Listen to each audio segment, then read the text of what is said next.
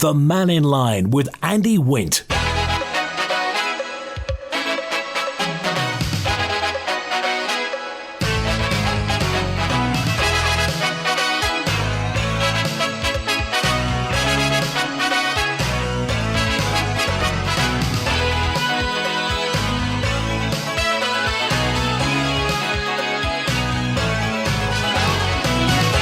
Faster by, good afternoon. Welcome to Mannin Line this Friday lunchtime on the Isle of Man. We're open line through till 1 today. Yesterday it was Douglas South MHKs, Claire Christian and Sarah Maltby. And if you want to follow up on anything they talked about,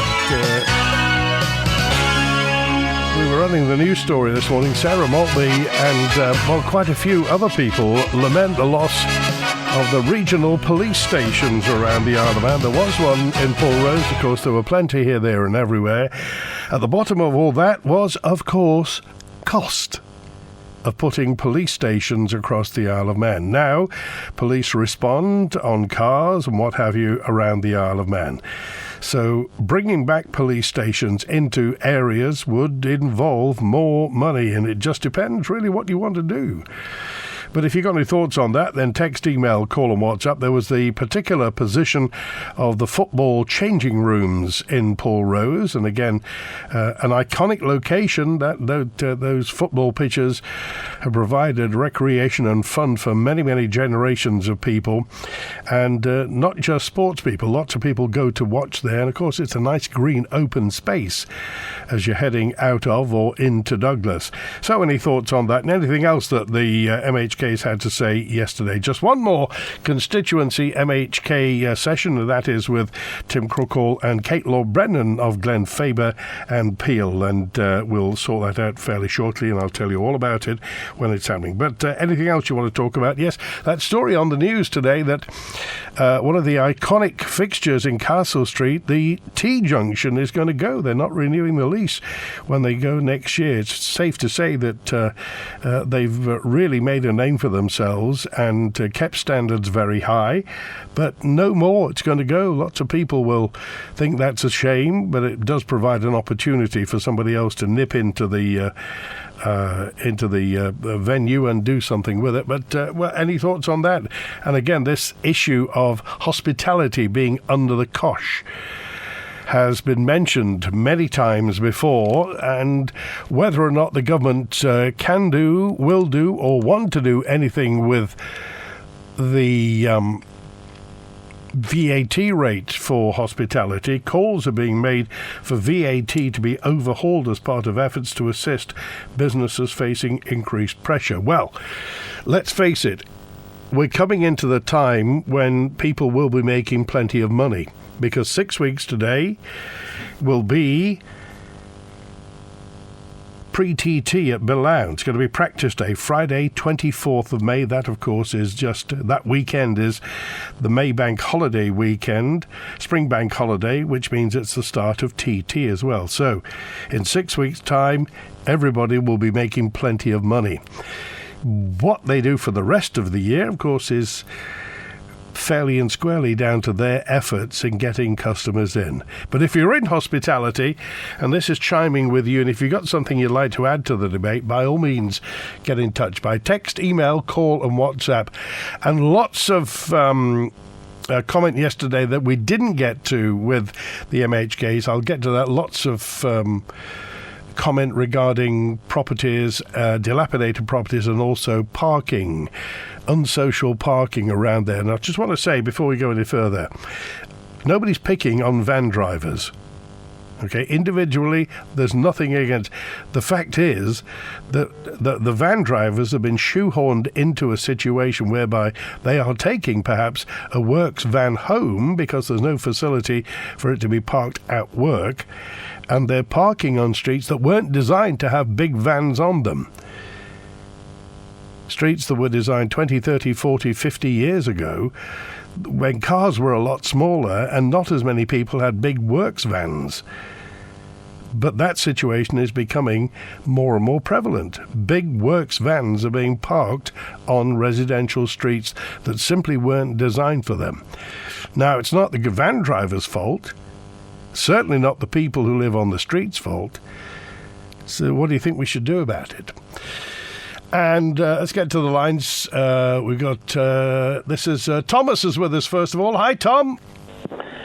I didn't know I was live, so You're live on the air speaking to the Isle of Man.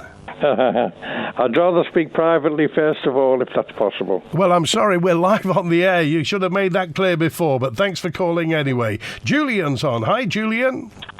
Hi, Andy. How you doing? Good. What's on your mind? Right, a couple of things. The first one's quick. The Prescription Medicines Code of Practice Authority in London has found that Pfizer has breached 5 codes of conduct related to their mRNA COVID vaccines, particularly in regards to a Twitter messaging that they did in the clinical trials, where they only showed the relative risk reduction figures rather than the absolute risk. So this gave the impression of 97% efficacy, whereas actually the figure was less than 1%. Also, there was no adverse events reported, despite the fact that it's become clear now that they knew about over 1,200 adverse side effects. And this is, when was this reported, Julian? This is in the last week. This is they're known as the PMCPA, or the Prescription Medicines Code of Practice Authority. The 5 codes of conduct that have been breached is bringing discredit upon and reducing confidence in the pharmaceutical industry, promoting an unlicensed medicine, making a misleading claim, making claims that did not reflect the available evidence regarding possible adverse reactions, and finally failing to maintain high standards. And is this a slap on the wrist or any sanctions for it? Well, this is what's being decided at the moment, but this was the interim. It's on their website. I think it's pmcpa.com, I think. And what's the organisation again? It's the Prescription Medicines Code of Practice Authority, right, or PMCPA. So that's the first one. By the way, welcome back, by the way. Nice to hear your voice. And you too as well. Thanks, Julian. A couple of news articles that took my attention, which might get people perhaps a pause for thought to do with the assisted dying bill. First one is from the Canadian Broadcasting Corporation, which is the Canadian version of our BBC. The title to look for is Calgary Judge Rules 27-year-old Can Go Ahead with Maid Death, which is their medical assistance in dying acronym, despite father's concerns.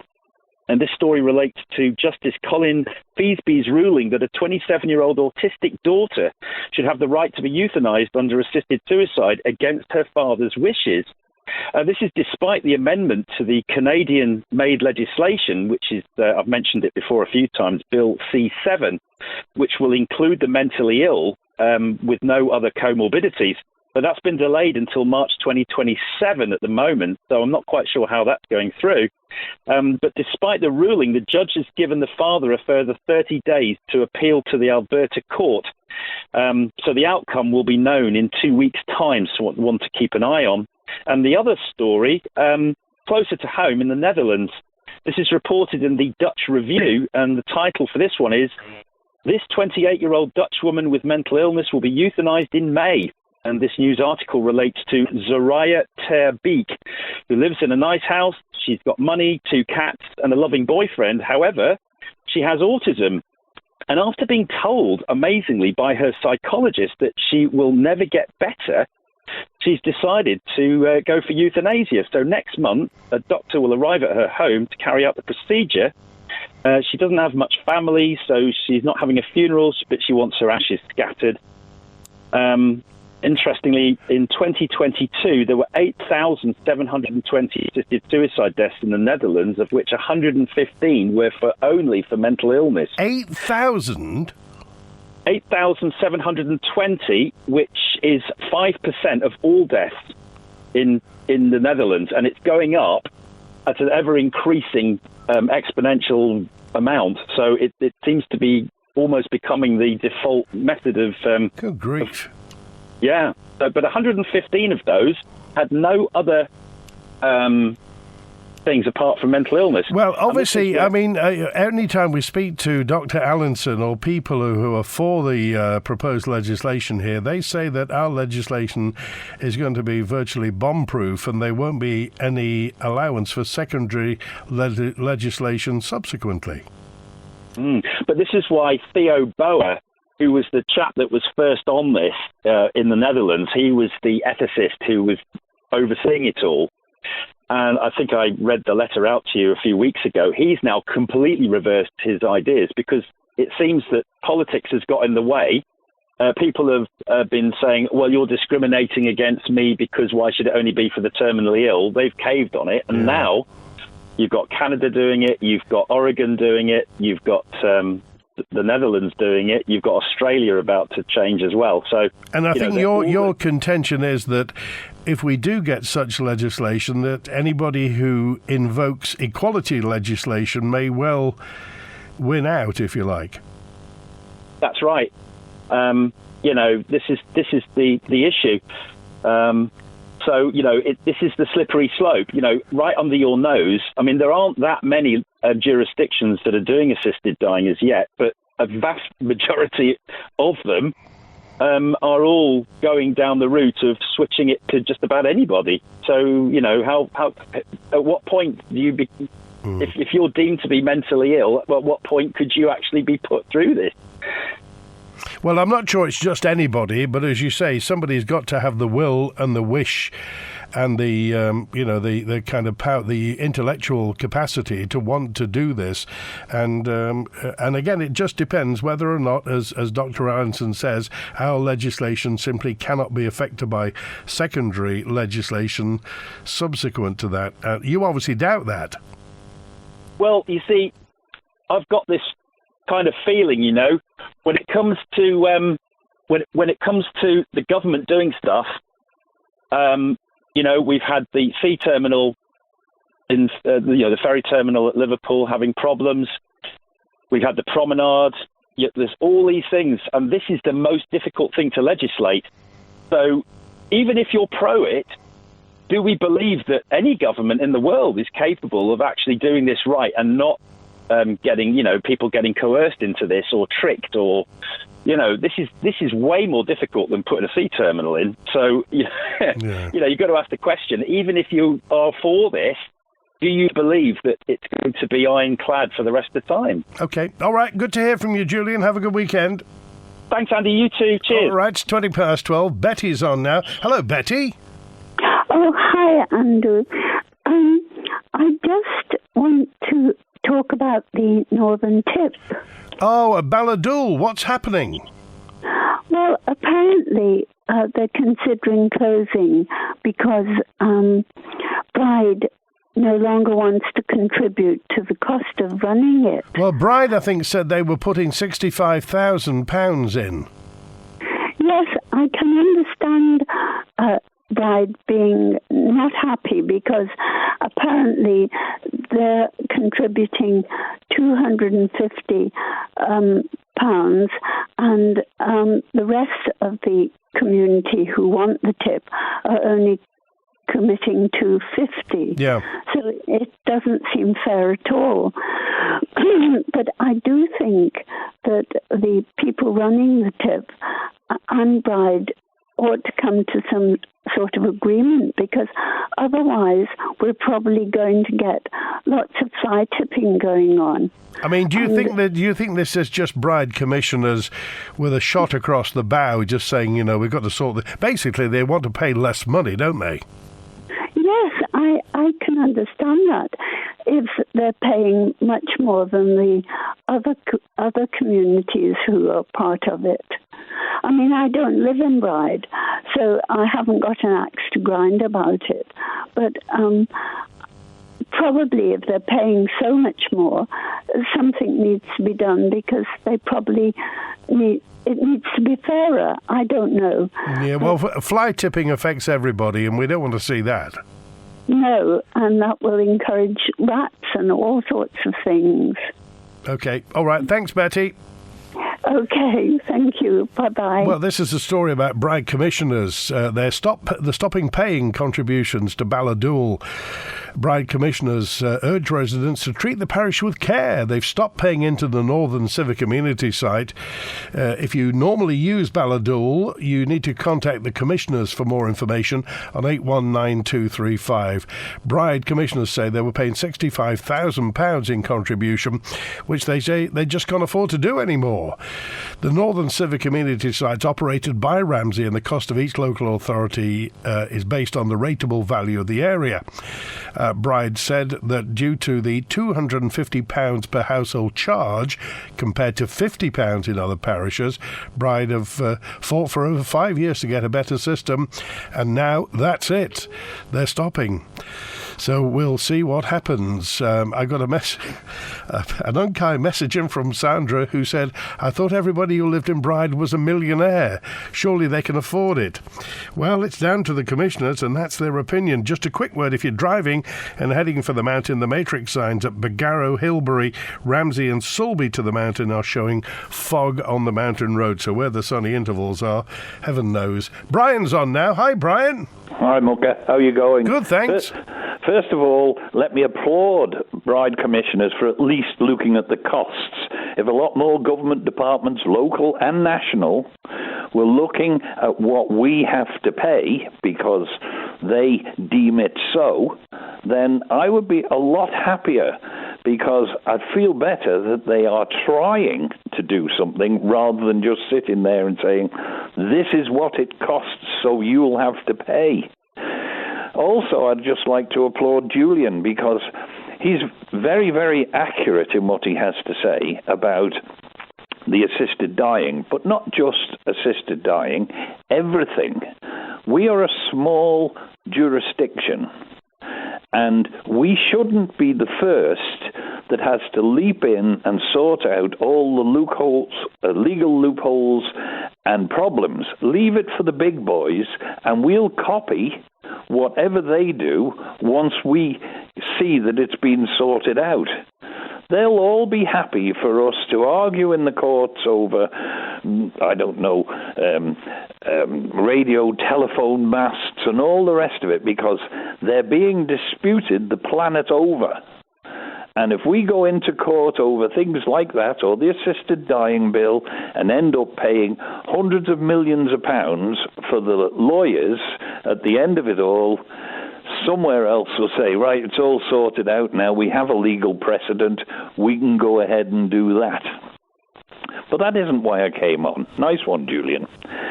What I came on about is, yesterday they were talking about parking of vehicles, and you mentioned it this morning. And you know, Andy, because I've taken you round, you've seen where I've offered. Now, the parking of vehicles falls into two distinct categories. A person who has a van and uses it for their transport and their work needs to have that necessarily somewhere close to home. Somebody that has a horse box, a boat, a caravan, a trailer, or anything that they use on the weekends doesn't necessarily have to be close to their property. So the first step is to try and address some part of the issue. And as you know, Onken have deemed not to do that. In fact, I listened to the biggest load of tripe at a meeting the other week. They're missing the whole point. Not everybody has to use their van every day, but some people do. And if you've got 10 cars and 4 of them aren't working, you should have somewhere away from your house where you can have them securely parked. So let's start trying to address the issues instead of bleating on about them and trying to get some political mileage. Now, I offered a site. Now, you've seen it. Tell me, would it offend anybody? Was it visual to anybody? It's certainly not in the eye line of anywhere. No. And it's pretty unique in that it's reasonably close to the centre of population. Now, apart from yourself and the 2 MHKs and the clerk to the commissioners, none of the others bothered to do anything about it. And on one final note, the Onken commissioners had their budget, and streetlights came into the fray, and they didn't budget for the replacing of streetlights round the park. The lead member for all of these things is Mr. David Quirk, who's telling everybody every day on the radio what they should be doing. So, David, I went to have a look at these streetlights that you omitted to mention in the budget. And not only are they rotten, one of them's got a hole right through the base of it, such that in the last year they've sawn it off at just over a metre above the ground and isolated it, as they have with a couple of them round that area. So, did you not notice that? Whereabouts is that? That's right round the top of the park, opposite the stadium. I was amazed. They've actually, because the street light had rotted through, I'll try and send you a picture of it, you could put your fist inside the lighting column at ground level. It's that rotten. And they've sawn it off and left it with a polythene bag over the top of it, and it's been like that, better part of a year by the looks of it. You know, David is very quick to tell everybody else what they should be doing. I would encourage him to start trying to sort out the issues in Onken, start trying to get on with the other people at the meeting and stop arguing amongst yourselves, and get some of the hedges cut and the pavements fixed and the street lights in the flipping budget where they should have been, and not coming to borrow vast sums of money after the event. I want to go back to this parking thing. What is preventing people like yourself, anybody who's got land that they can set aside for van parking, lorry parking, leisure vehicle parking, what's stopping you or anybody asking people to park there right now? Okay. I approached Onken commissioners. It was an idea that I had because I'd had this area. I heard about lots of people having problems in the district, and I thought I could do something with that. There's a secure area. It's not going to offend anybody at all. So I mentioned it to Derek Crellin, the commissioner, and he took the idea to the commissioners. We hadn't told a soul, right? Nobody had been consulted. And I said to him, see if the commissioners would support a planning application for me doing something or offering something up there. This he did. And the following day, one of the commissioners legged it down to the planning and reported me for failing to get planning permission for the parking of vehicles. I hadn't even done it. They were premature. But, you know, some people are just like that, aren't they? And I won't mention David again, but unless he starts acting like an adult instead of a petulant child, unless he stops trying to get himself back into the Keys for the easy money, he's on about everything that the Keys aren't doing that he can think of. Well, why don't you come on and tell us what you actually achieved, David, at any time in your political career? Okay. So I want to nail this parking thing down, though. Yeah, so on, you would have to apply for what, change of use, or what would it be? It would be basically change of use. And you see, what I was proposing to do there, Andy, is it's in a remote location close to Onken, as you know. I was going to put CCTV up so you could park, because some of these vehicles are extremely expensive. Even horse boxes, £25,000 for a horse box is about normal. And you need somewhere that's secure and accessible for yourself. I would do that. I'd put that up and offer the parking. And that would be a starting point, I thought, Now, I'm not so keen now. If everybody's going to put hurdles in your way, forget it. Find somewhere else yourselves, because it's going to be an ongoing issue forever and ever. It's going to get worse, because if they're going to have more people, there'll be more cars, and they're going to be the same streets with more cars on them. Well, there's another issue. With this policy of increasing the population of the island, flies completely in the face of controlling carbon emissions. If you haven't noticed, any person that lives on the Isle of Man is consuming quite a lot of food and other produce and furnishings that have to be transported over the Irish Sea, to which there is a carbon consequence. Yep. Now, if you increase the population of the Isle of Man, then you are going to increase the unnecessary carbon consumption. So please, just because you've overspent and you can't control your purse, the only way out of their situation is to get more people paying into the health service, otherwise it will fall over. But that's not curing the problem, that's just kicking the can down the road, because all the people that you bring here are going to be here when they get older and they'll need more care. But of course, it won't be their problem then. This isn't the way out of our situation. The way out of our situation is a complete rethink about how we put politicians in place, and at least put people in place that have some knowledge and some experience about how to control costs, because everything is just going ridiculous. And I challenge you again, because after the last time I did the doom and gloom speech, you came on and said everything in the island isn't quite that bad. Well, if it isn't quite that bad, tell me any government department that's functioning well. Try and phone the police, 631212. Challenge everybody to do that now. You'll go round the houses and you'll be told, if it's an emergency, phone 999, otherwise go online.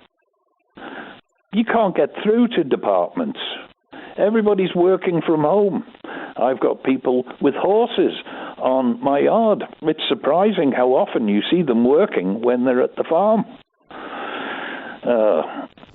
We're going down, and unless we get proper politicians in place that will concentrate on the role that they've got, look at all the implications, and challenge the civil servants that are just running amok at the moment.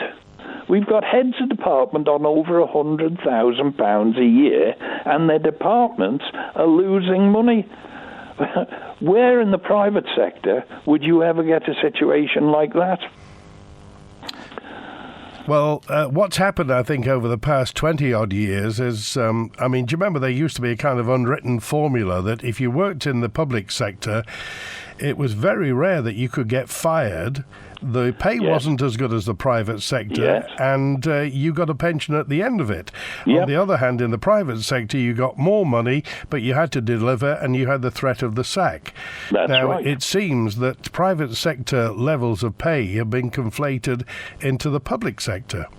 Well, it all started about 1984, when we started paying our politicians. It was said that politicians were elitist because they went in to feather their own nest. Well, that was partially true. But at least the people we had showed some initiative. As soon as we started paying politicians, it became a popularity contest. So individuals who like to charge around Springfield Court and the Old Friends Society and give people lifts backwards and forwards to get we call it granny farming. The elderly people, oh, he's a lovely fella, I'll vote for him. Look, I don't want a lovely fellow representing me.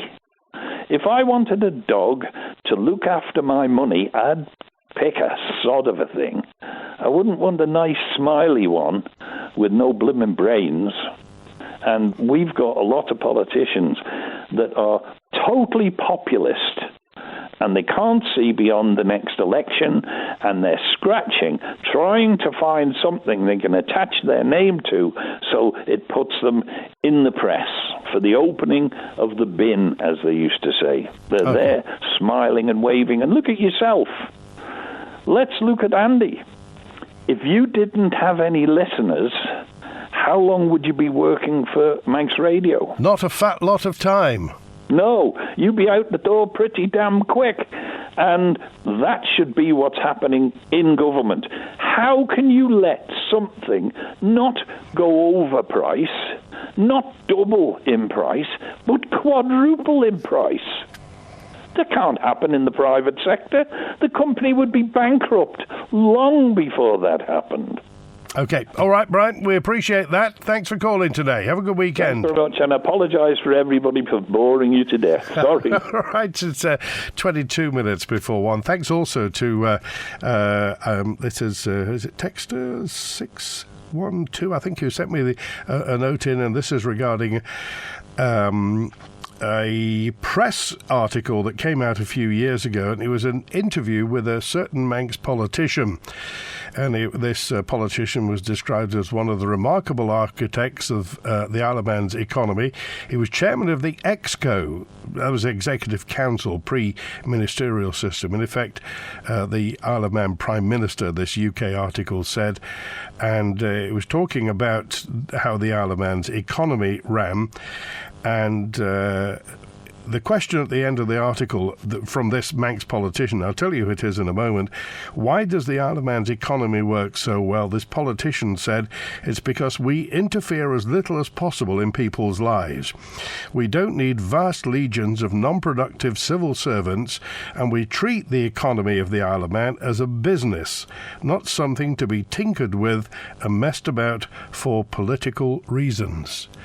The late Clifford Irving, MHK, they were talking about. Well, I get it, says this texter. Julian's against assisted dying, but if he doesn't want to take advantage of that, then fine, but I do. So why can't I decide what to do with my own body? It's nobody else's business. Bob said, Andy, I've got prostate cancer, so I have a lower immune system. I'm going to be getting my spring COVID booster for sure. And speaking of big pharma failing, says this correspondent, any thoughts on violations to the UN charts and our human rights being broken by unlawful bills? Sad that opponents of assisted dying will push and push to try to deny the help that people need to end suffering, says Jim, a guy who watched his brother die painfully over many months. This assisted dying proposed legislation really does divide opinion on the Isle of Man. And I'd like your opinion, certainly. Julian was talking about Holland and what's happening there. And Sue says, my relative in Holland has approached his GP about possible AD, assisted dying, as he has Parkinson's. He's registered his interest with absolutely no pressure. So I suspect some of the stories are out of context, a bit wild. Also, if AD, assisted dying with counselling, is not available, then some will be driven to take their own lives. A complete ban will protect nobody. So, the whole point of the assisted dying legislation is so that people who have a terminal illness and who have been resident for a certain amount of time on the Isle of Man could possibly, in the future, if it happens, take advantage of assisted dying, legalise assisted dying on the Isle of Man.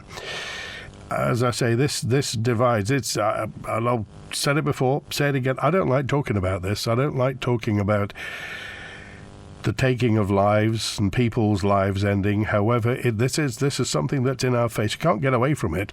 This is a proposed private member's bill from Dr. Allinson himself, a GP of long standing, and of course, Dr. Allinson has seen life, he's seen death, he's seen birth, he's seen blood, he's seen guts, he's seen everything.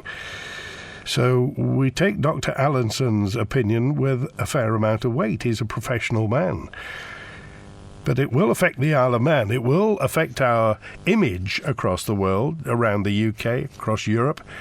We will become a legislation, an administration that has this legislation in place if it happens, which at the moment Well, it's heading towards it. It may not happen, but it may. Hello, this is Doug Farragher. In conjunction with Manx Radio, I'd like to invite you to join us and learn something about our native Gaelic tongue, the language of man. Athol Garage in Ballasalla doesn't just service and repair any make or model of car. They also operate a recovery vehicle to rescue you and your vehicle from anywhere on the island. See? Aren't you glad we went to Athol? For top quality work from Nissan factory trained technicians, dedicated aftercare, and now recovery too. Athol, a garage to swear by, not swear at.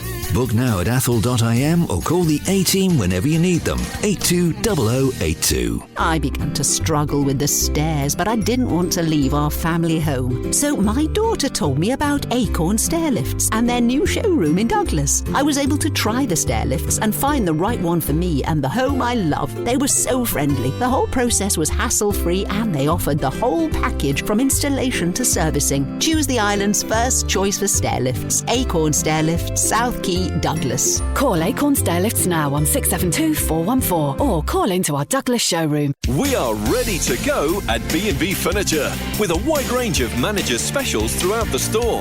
If it says I'm ready to go, then it is ready to go. Priced in-store for immediate delivery and no long wait for stock to arrive onto the island. Get the furniture you're longing for with no wait, no deposit required and 0% finance available when you get ready to go at B&B Furniture. It's all here under one roof at the B&B Furniture 3-storey showroom in Snugborough. B&B Furniture. From Peel to Paris, Manx Telecom has you covered at home and away with new inclusive roaming plans. Enjoy unlimited speeds and up to 400% more data when you roam any of the 37 included countries. Prices from just £24 per month, exclusively at Manx Telecom. Don't miss out. Sign up in store or call 624 624 to upgrade today. See mt.im/go big for details, terms and conditions. Manx Care's ambition is to become the best small island health and social care system in the world, and Manx Care's chief executive certainly has the passion and commitment to try to deliver that very worthy aspiration. So why have we not seen that ambition being delivered so far? What obstacles lie in the way of Manx Care delivering health and social services to help us all live long and healthy lives? Find out when Teresa Cope joins me, Phil Gorn, on Perspective this Sunday at 12 noon on Manx Radio. If strategies and plans cured illnesses, we'd all be a lot healthier. So when will we start to see the real change and improvement that significant budget increases appear to promise? The Mannin Line with Andy Wint. Fast to March, 1:45 after Mannin Line today. It is Friday, so remember every Monday and Friday in our 60th anniversary year, you'll hear us going back into the archive. And today, well, talk about heavyweight. We'll hear part of an archive interview broadcast in 1995 ahead of his 50th Tynwald Day ceremony. Who had his 50th Tynwald Day ceremony in 1995? Sir Charles Kerruish. So Sir Charles Kerruish will be on Mannin Line on Manx Radio just after we finish today, back in 1995.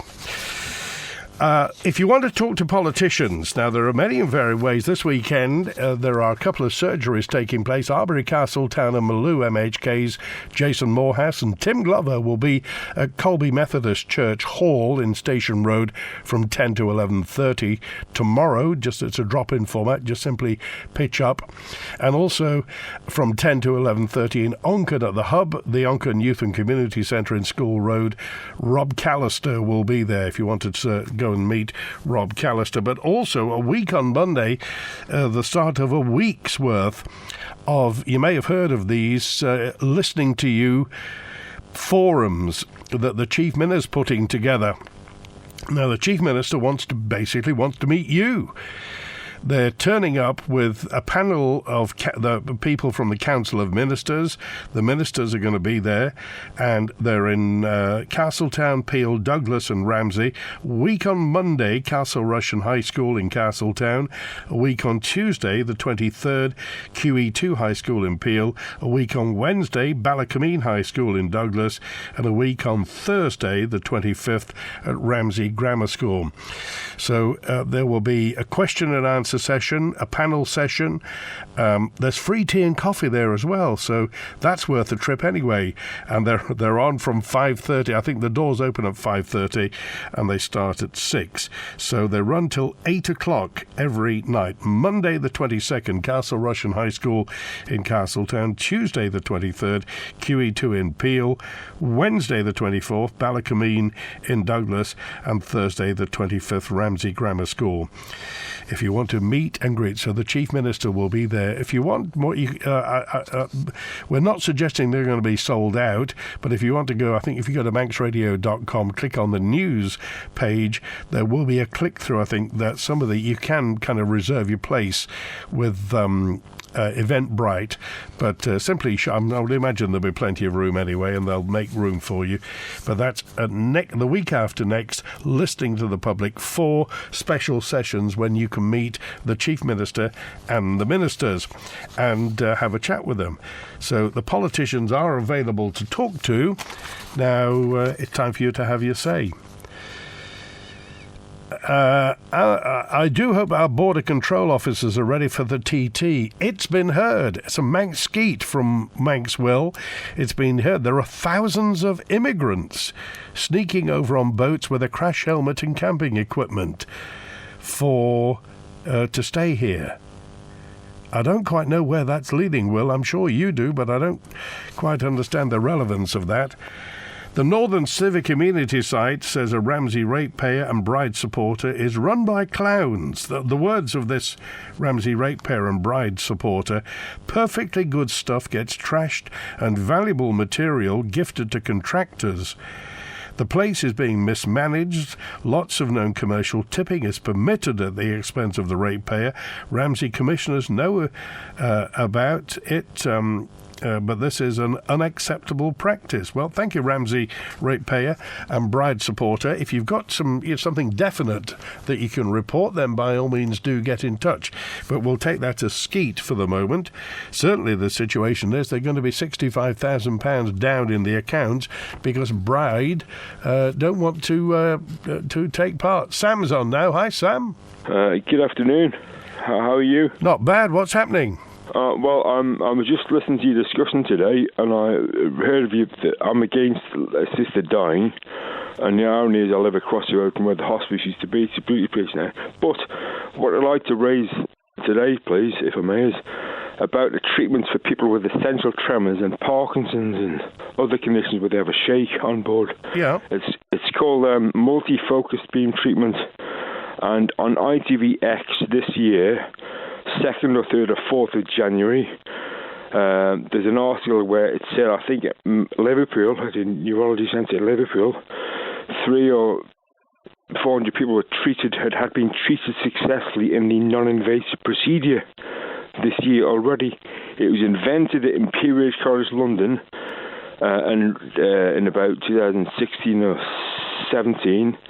2015 possibly, and I think it was it was done at Imperial College London, and they did an article on in the 2nd or 3rd week of BBC Science and Health's Fergus Walsh reported article then on the BBC News.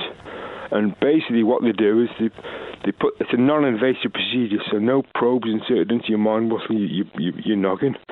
They don't cut it open or anything, though. No heavy drugs, apart from the anaesthesia and the ultrasound beams.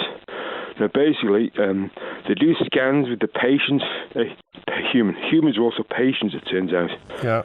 And people as well. And they put the patients into a big scanner. There's numerous staff around them.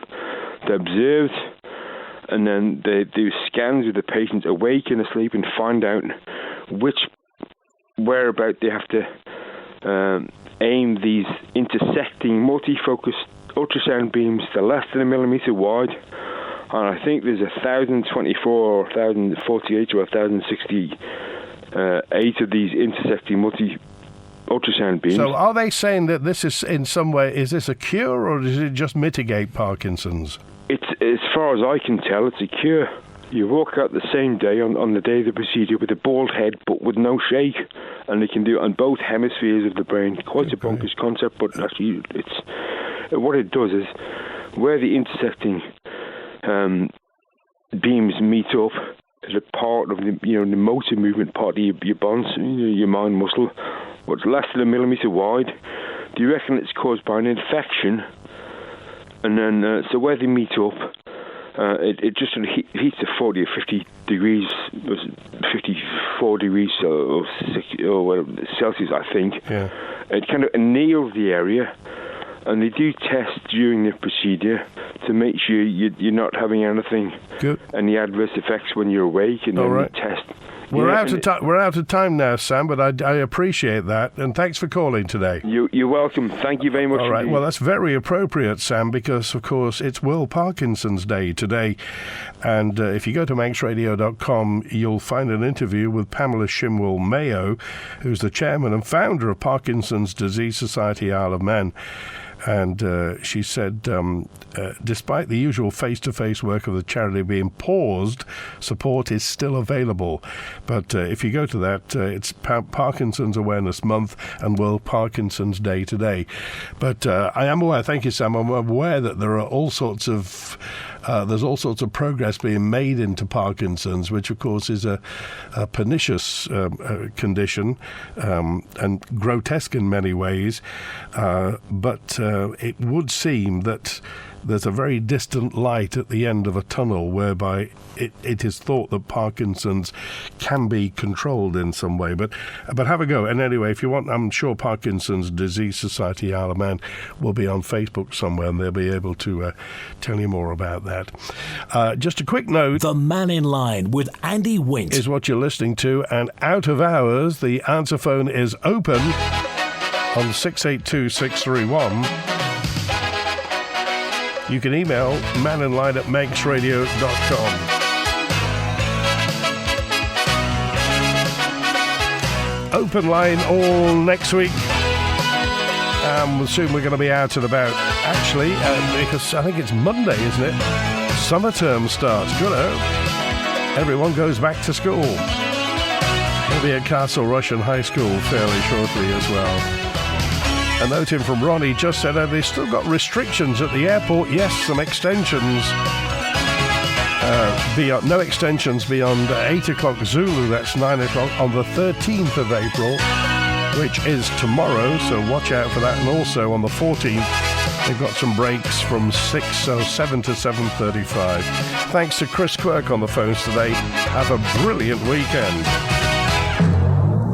WINT. 60 years serving you as the nation's station. This is Manx Radio. An important decision for a politician or a would-be politician is when to start their career, when to seek election. It's also important to decide when it's time to leave the stage, to retire.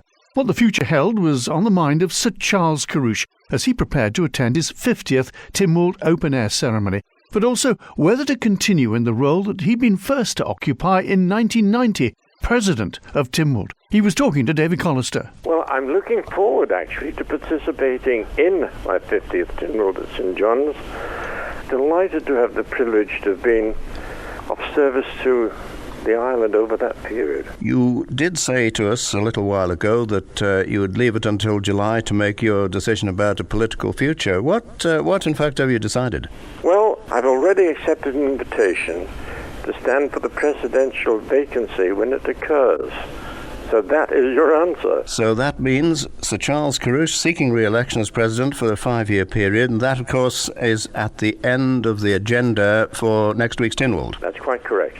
You will, in fact, be going out of office before that, though, won't you? Yes, the provisions of the Constitution Act are somewhat peculiar, and they really did not take into account the mixed pattern of operation that they were presenting to the court when they were drafting the legislation. And is that a bit It's a bit woolly, to be frank. What about these nominations from the floor? I mean, that's the situation with the re-election of the president. Is that a tidy way of doing it? Of course, there may be other candidates. I mean, the court is filled by men and women of caliber, quite capable of carrying out the responsibility. And the Act provides that anyone can be nominated from Keys, Council, or indeed the outgoing president. So it's a very open book. Part of island life for 60 years. This is your Manx Radio.